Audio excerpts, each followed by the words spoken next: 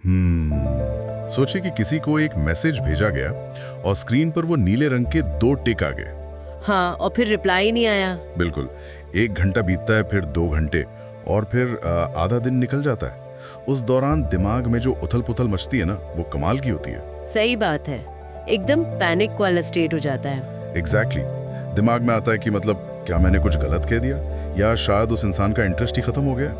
एक बहुत ही अजीब सी मनोवैज्ञानिक स्थिति बन जाती है। बहुत अनकंफर्टेबल होता है ये। तो सोचने वाली बात यह है कि किसी इंसान का कुछ ना करना, पूरी तरह से खामोश रहना, किसी दूसरे को इतना बेचैन कैसे कर सकता? अगर इवोल्यूशनरी मनोविज्ञान यानी विकासवादी नजरिए से देखें तो हमारा दिमाग इस खामोशी को या अनिश्चितता को एक सामाजिक खतरे की तरह प्रोसेस करता है। अच्छा, खतरे की तरह? हाँ, जब सामने वाला कोई रिएक्शन नहीं देता तो दिमाग में डोपामाइन की कमी होने लगती है और कोर्टिसोल यानी जो स्ट्रेस हार्मोन होता है। बिल्कुल, वो स्ट्रेस हार्मोन बढ़ने लगता है। हम आज के इस डिजिटल युग में हैं जहां इंस्टेंट ग्रेटिफिकेशन मतलब तुरंत संतुष्टि की आदत पड़ चुकी है। सही कहा। और आज के इस डीप डाइव का मेन फोकस भी यही है। हमारे पास जो आज का सोर्स मटेरियल है वो मॉडर्न डेटिंग की इसी तुरंत रिप्लाई वाली दुनिया का विश्लेषण करता है। और इसके जवाब में ये मटेरियल प्राचीन स्टोइक और मैकियावेलियन दर्शन के पन्नों को खोलता है। एग्जैक्टली। ये सोर्सेज हमें बता रहे हैं कि क्यों किसी इंसान की भावनात्मक स्वतंत्रता, उसका खुद पर नियंत्रण, उसकी 24 घंटे की उपलब्धता से कहीं ज्यादा पावरफुल होता है। और आकर्षक भी, क्योंकि जब कोई हर वक्त अटेंशन दे रहा है तो वो एक तरह की ओवर गिविंग की स्थिति बन जाती है। मतलब बहुत ज्यादा दे देना। हाँ, जो इंसान दिन भर इंस्टाग्राम स्टोरीज पे रिएक्ट कर रहा है, सेकंडों में मैसेज का रिप्लाई कर रहा है, वो अवचेतन स्तर पर सबकॉन्शियसली एक बहुत नुकसानदेह संदेश दे रहा है। बिल्कुल, वो बिना कुछ कहे ये बता रहा है कि उसके पास अपनी लाइफ में कोई और जरूरी काम नहीं है, उसकी दुनिया केवल उसी एक इंसान के इर्द गिर्द सिमट गई है। मुझे तो यहाँ अर्थशास्त्र का एक बहुत बेसिक रूल लागू होता दिखता है। जैसे एक जनरल स्टोर है जो 24/7 खुला रहता है। हाँ, जहाँ सब कुछ आसानी से मिल जाता है। तो जब कोई भी देश अपनी करेंसी बहुत ज्यादा छापने लगता है तो उस पैसे की कीमत गिर जाती है ना। हाइपर इन्फ्लेशन आ जाता है। Right, exactly. आज के रिश्तों में भी इंसान अपनी उपलब्धता और अपने समय के इतने नोट छाप रहा है कि उसकी खुद की वैल्यू 0 हो गई है। बहुत सही एनालॉजी है ये। अगर हर चीज हमेशा अवेलेबल है तो उसकी कद्र खत्म होना तो तय है। लेकिन यार, ये जानते हुए भी लोग लगातार मैसेज क्यों करते रहते हैं? मतलब वो कौन सा डर है जो उन्हें शांत नहीं बैठने देता? वो डर है अकेले काफी ना होने का। जब कोई इंसान दिन में 10-15 बार कॉल कर रहा है तो वो प्यार नहीं जता रहा है। तो वो क्या कर रहा है? वो अपनी एंजाइटी, अपनी घबराहट को शांत कर रहा है। वो बाहरी वैलिडेशन मांग रहा है कि प्लीज मुझे बता दो कि तुम अभी भी मेरे साथ हो। ओ, ये तो काफी गहरी बात है। हाँ, और हमारे सोर्सेज में मैकियावेली के दर्शन का जिक्र है जहां इंसानी फितरत का बहुत गहराई से अध्ययन किया गया है। मैकियावेली के सिद्धांतों के अनुसार इंसान का दिमाग उस चीज का सम्मान कर ही नहीं सकता जिसके लिए उसे मेहनत न करनी पड़े। मतलब जो आसानी से मिल जाए उसकी कोई कदर नहीं। बिल्कुल। इसे 2 लड़कों के उदाहरण से समझते हैं। पहला वो है जो हमेशा उपलब्ध है, जो दूसरे इंसान की हर छोटी बात पर अपना सारा काम छोड़कर हाजिर हो जाता है। और दूसरा वो है जिसका अपना एक जीवन है, जो अपने काम में, अपनी फिटनेस में या जुनून में पूरी तरह से डूबा हुआ है। जब वो दूसरा व्यक्ति किसी को अपना समय देता है तो सामने वाले का दिमाग उसे एक इनाम की तरह देखता है, क्योंकि वो आसानी से नहीं मिल रहा। एग्जैक्टली। उस उपस्थिति में ठहराव होता है, कोई घबराहट नहीं होती। ये जो इनाम वाला हिस्सा है ना, ये बहुत दिलचस्प है, क्योंकि अक्सर एक सलाह दी जाती है कि डेटिंग में पूरी तरह से पारदर्शी होना चाहिए, मतलब एक खुली किताब बनता हो। हाँ, ये बहुत कॉमन एडवाइस है। पर सोचिए, अगर कोई वीडियो गेम खेल रहा हो और उसे पहले ही लेवल पर सारे चीट कोड्स मिल जाएं, सारे मैप्स खुल जाएं, तो वो 15 मिनट में बोर हो जाएगा। बिल्कुल। गेम का मजा इसमें है कि हर लेवल के साथ कुछ नया सामने आए, यानी एक लेयर्ड नॉवेल की तरह। सही बात है। तो क्या पहली ही मुलाकात में अपने पिछले ब्रेकअप्स, सारे ट्रॉमा और असुरक्षाएं बता देना ईमानदारी है या फिर एक बहुत बड़ी बेवकूफी? हमारे रिसर्च मटेरियल में लखनऊ के एक लड़के आदित्य का केस स्टडी है। वो बिल्कुल यही करता था। अच्छा, क्या करता था वो? वो पहली या दूसरी डेट पर ही अपनी पूरी जीवन कहानी, सारे संघर्ष और इमोशनल कमजोरियां सामने रख देता था। उसे लगता था कि वो बहुत गहरा कनेक्शन बना रहा है। पर ऐसा होता नहीं होगा? नहीं, हमेशा उल्टा होता था। सामने वाले की दिलचस्पी कुछ ही हफ्तों में खत्म हो जाती थी। इसके पीछे क्या साइकोलॉजी है? जब कोई इंसान पहली मुलाकात में अपना सारा भावनात्मक बोझ डाल देता है तो वो कनेक्शन नहीं बना रहा है, वो बस अपना दिमाग हल्का कर रहा है और सामने वाले का दिमाग इसे एक रेड फ्लैग की तरह प्रोसेस करता है। ओह, मतलब एक चेतावनी। हाँ, आकर्षण का सबसे बड़ा ईंधन रहस्य होता है, मिस्ट्री। दिमाग को पहेलियां सुलझाना पसंद है। जब सब कुछ पहले ही दिन क्लियर कर दिया जाए तो उत्सुकता मर जाती है। तो इंसान को अपनी गहराई परतों में सामने लानी चाहिए। एग्जैक्टली। पर एक सेकंड, मुझे यहाँ एक दिक्कत नजर आ रही है।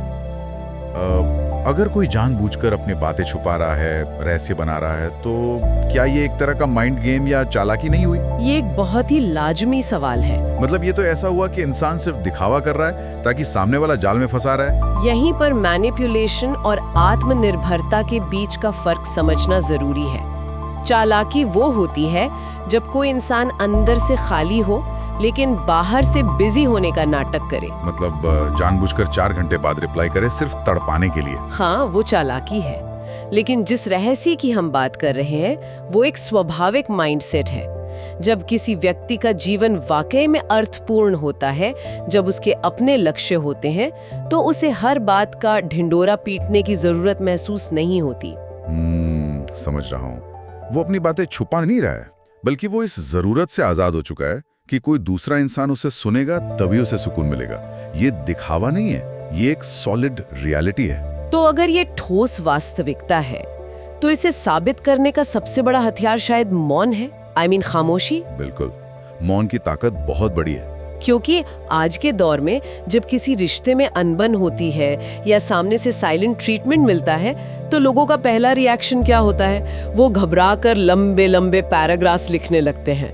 हाँ, उन्हें खामोशी से डर लगता है, लेकिन खामोशी असल में एक आईने की तरह काम करती है। आईने की तरह? वो कैसे? जब सामने वाला कोई जवाब नहीं देता तो जो बीच में खाली जगह बनती है उसमें इंसान अपनी ही असुरक्षाओं को देखने लगता है। मैकियावेली का भी यही मानना था कि दुनिया सच्चाई पर नहीं, परसेप्शन पर चलती है। मतलब जो धारणा बन गई वही सच है? एग्जैक्टली। जो व्यक्ति हर छोटी बात पर रिएक्ट करता है, जरा सी अनबन होने पर सफाई देने के लिए बेताब हो जाता है, उसे अवचेतन रूप से कमजोर मान लिया जाता है। तो असली ताकत क्या है? असली ताकत उसमें है जो इस मौन के खालीपन को सह सके। जब कोई इग्नोर कर रहा हो और इंसान बिना शिकायत किए, बिना लंबा मैसेज लिखे शांत रहे, तो ये एक शॉक वेव भेजता है। ये तो है। ये मौन इस बात का सबूत है कि उस व्यक्ति की इमोशनल स्टेबिलिटी किसी दूसरे के रिप्लाई की मोहताज नहीं है। बिल्कुल। और डिजिटल दुनिया में भी ये लागू होता है। जो इंसान इंस्टाग्राम पर हर छोटी फीलिंग शेयर नहीं करता, उसकी उपस्थिति अपने आप एक वजन ले लेती है। पर ये मौन सबसे मुश्किल तब होता है जब सामने से जानबूझकर कोई उकसावा आए, कोई ऐसी स्थिति जहां गुस्सा आना बहुत स्वाभाविक हो। और यहीं से स्टोइक दर्शन की एंट्री होती है। मार्कस ऑरेलियस ने कहा था ना कि बाहरी घटनाओं पर नहीं बल्कि अपने दिमाग पर नियंत्रण होना चाहिए। एग्जैक्टली। लेकिन डेटिंग में दिमाग पर नियंत्रण का मतलब क्या है? क्या इंसान एक रोबोट बन जाए जिसे कुछ महसूस ही ना हो? रोबोट बनना और भावनाओं का मास्टर बनना, इन दोनों में बहुत बड़ा अंतर है। विकासवादी मनोविज्ञान बताता है कि सदियों से महिलाएं पुरुषों की भावनात्मक स्थिरता का अवचेतन रूप से टेस्ट लेती आई हैं। अच्छा, सबकॉन्शियस टेस्टिंग। हाँ, प्राचीन काल में जो पुरुष दबाव में टूट जाता था वो परिवार की रक्षा नहीं कर सकता था। आज के समाज में वो टेस्ट जंगली जानवरों से लड़ना नहीं है, बल्कि वो टेस्ट छोटे छोटे ट्रिगर्स में छुपा है। जैसे अचानक से वीकेंड का प्लान कैंसिल हो जाना। हाँ, या जानबूझकर किसी मैसेज का अजीब सा रूखा रिप्लाई आना। इंसान का दिमाग इन स्थितियों को एक संकट की तरह देखता है। इस पर हमारे सोर्सेज में आरव और विक्रम का जो केस है वो इसे बहुत साफ तरीके से समझाता है। बिल्कुल। तो आरव वो व्यक्ति है जिसका डिनर प्लान जब आखिरी मिनट पर कैंसिल होता है तो वो बेचैन हो जाता है। वो तुरंत पूछता है कि क्या हुआ, तुम मुझे इग्नोर क्यों कर रही हो? हाँ, उसकी ये हताशा दिखाती है कि उसका पूरा दिन उसी एक प्लान पर टिका था। वो छोटी नाव की तरह है जो हर लहर से डगमगा जाती है। और दूसरी तरफ विक्रम है, स्टोइक लाइट हाउस की तरह। जब उसका प्लान कैंसिल होता है तो उसका जवाब सिर्फ इतना होता है, कोई बात नहीं, फिर कभी मिलते हैं। और इसके बाद वो फोन किनारे रखकर अपने जिम चला जाता है। विक्रम का ये रिएक्शन साबित करता है कि वो किसी के आने या ना आने से टूट नहीं रहा है। विक्रम का ये व्यवहार ऐसा है जैसे किसी बहुत ही महंगी गाड़ी का शॉक एब्जॉर्बर हो। सड़क पर चाहे कितने भी गड्ढे हों, अंदर बैठे इंसान को झटका महसूस नहीं होता, उथल पुथल उसे हिला नहीं पाती। तो ये सामने वाले के मनोविज्ञान पर हथौड़े की तरह चोट करता है। बिल्कुल, ये एक ऐसा गहरा सम्मान पैदा करता है जिसे महंगे गिफ्ट या लंबी बातों से नहीं खरीदा जा सकता। लेकिन यार, यहाँ एक पेचीदा सवाल उठता है। अगर इंसान विक्रम की तरह शांत है, सब चुपचाप सह रहा है, तो क्या वो एक डोरमैट नहीं बन जाएगा जिस पर कोई भी पैर पोंछ कर चला जाए? डोरमैट बनना और स्टोइक होना, इनके बीच एक स्पष्ट सीमा रेखा है जिसे हम बाउंड्रीज कहते हैं। शांत होने का मतलब निष्क्रिय होकर अपमान सहना बिल्कुल नहीं है। हाँ, ये फर्क समझना बहुत जरूरी है। रिसर्च में आकाश नाम के एक व्यक्ति का उदाहरण है।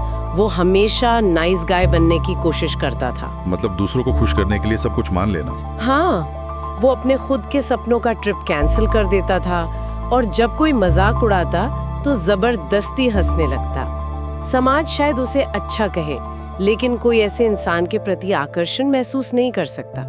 मैकियावेली ने भी सत्ता के बारे में कहा था कि जो राजा अपना सम्मान नहीं करवा सकता, उसकी प्रजा कभी वफादार नहीं हो सकती। एग्जैक्टली। यानी अगर सामने वाला बार बार हदें पार कर रहा है, तो शॉक एब्जॉर्बर को भी बताना पड़ेगा कि अब सड़क खत्म हो चुकी है। सटीक तौर पर, अगर कोई बार बार प्लान कैंसिल कर रहा है तो खामोशी नहीं, स्पष्टता चाहिए। बिना आवाज ऊंची किए इंसान की आंखों में देखकर ये कहना कि ये तरीका मेरे लिए काम नहीं करेगा, यही सबसे बड़ी ताकत है।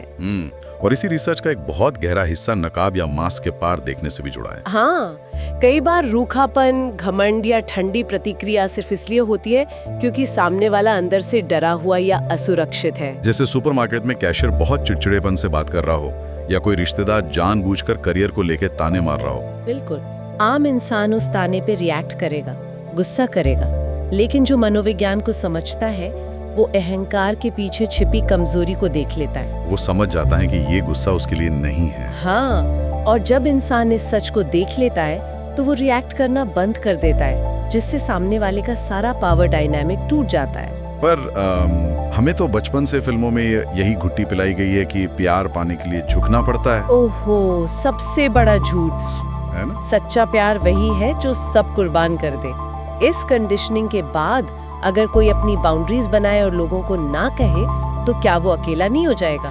ये समाज का एक बहुत बड़ा मिथक है। लोगों को खुश रखने की जो आदत है, पीपल प्लीजिंग, वो असल में प्यार नहीं है, वो एक गुप्त सौदा है। Covert contract. हाँ, इंसान सोचता है कि अगर मैं सबकी बात मानूंगा तो लोग मुझे प्यार करेंगे, लेकिन ऐसा होता नहीं है। जो खुद के लिए स्टैंड नहीं ले सकता, उसकी कोई कदर नहीं करता। मतलब ना कहना ही सबसे बड़ी ताकत है। बिल्कुल।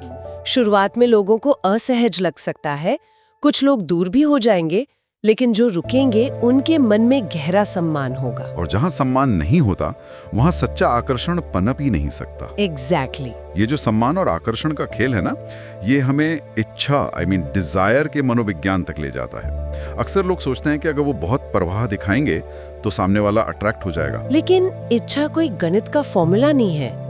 डिजायर बहुत ही खामोश और एनर्जी पर बेस्ड होती है।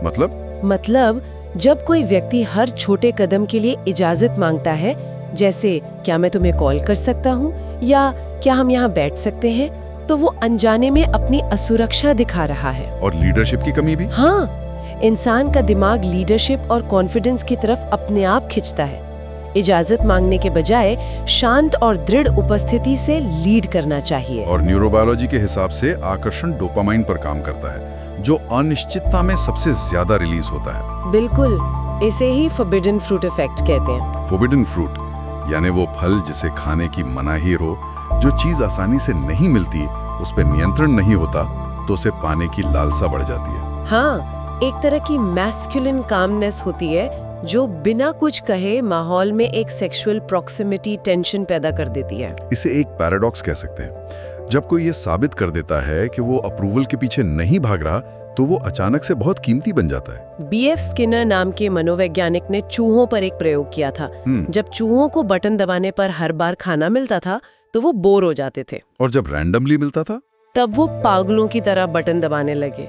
इंसानी दिमाग भी ऐसे ही काम करता है।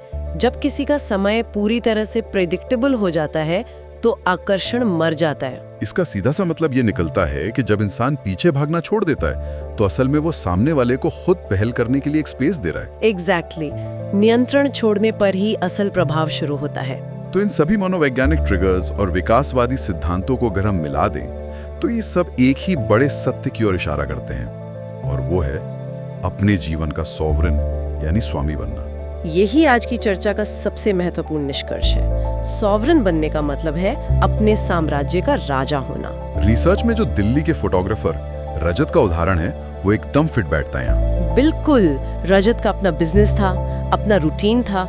जब वो रिलेशनशिप में आया तो उस पर रूटीन बदलने का दबाव पड़ा, लेकिन उसने अपना फिटनेस का समय और लक्ष्य छोड़ने से साफ मना कर दिया। तो समाज के हिसाब से तो उसने गलती कर दी ना, उसे समझौता करना चाहिए था। समाज के हिसाब से हाँ, पर मनोविज्ञान के हिसाब से उसने मास्टर स्ट्रोक खेला। उसका ये इनकार ही उसकी सबसे बड़ी खूबी बन गया। जब इंसान अपनी दुनिया छोड़कर किसी और की दुनिया में फिट होता है तो वजूद खो देता है। रजत की स्थिरता ने साबित किया कि वो एक पहाड़ है जो अपनी जगह नहीं बदलता। इसे मैं अपने तरीके से एक शक्तिशाली एनालॉजी में पिरोना चाहूंगा। हाँ बिल्कुल। एक व्यक्ति को अपने जीवन के सौरमंडल का सूर्य होना चाहिए। रिश्ते, शौक, नौकरी ये सब ग्रहों की तरह हैं जो उसके ऑर्बिट में घूम रहे हैं। सूर्य इन्हें गुरुत्वाकर्षण से बांधे रखता है। राइट। पर सोचिए अगर सूर्य खुद अपनी जगह छोड़कर किसी ग्रह के चक्कर लगाने लगे तो पूरा सिस्टम ही क्रैश हो जाएगा ना। एकदम परफेक्ट एनालॉजी है। आत्मनिर्भरता ही वो गुरुत्वाकर्षण है जो दूसरों को बांध कर रखता है। जब कोई अंदर से ये मानता है कि उसका जीवन अपने आप में पूरा है तो उसका व्यवहार बदल जाता है, वो शांत हो जाता है। हाँ, और इस अस्थिर दुनिया में किसी इंसान की ये शांति ही उसका सबसे बड़ा आकर्षण है। तो आज की इस पूरी डीप डाइव का सार यही है कि सच्चा आकर्षण कभी भी खुद को छोटा करके हर वक्त अवेलेबल रहकर या वैलिडेशन के पीछे भागकर नहीं मिलता। ये आत्मसम्मान और अडिग इरादों का स्वाभाविक परिणाम है। बिल्कुल सही कहा। तो इस चर्चा को खत्म करने से पहले एक बहुत ही प्रोवोकेटिव थॉट है जिस पे सोचने की जरूरत है। अगर सच्ची ताकत और आकर्षण इसमें है कि इंसान अपने जीवन के उद्देश्य पर टिका रहे और किसी के अप्रूवल का मोहताज ना हो, तो जरा सोचिए हमारी रोजमर्रा की जिंदगी का कितना सारा तनाव सिर्फ इसलिए है क्योंकि हम अपने भीतर के साम्राज्य को बनाने के बजाय दूसरों के दिमाग में अपनी इमेज को कंट्रोल करने की कोशिश कर रहे हैं। क्या होगा अगर आज से हम सिर्फ अपने रास्ते के राजा बन जाएं? वो आजादी कैसी होगी? इस बारे में जरूर सोचिएगा।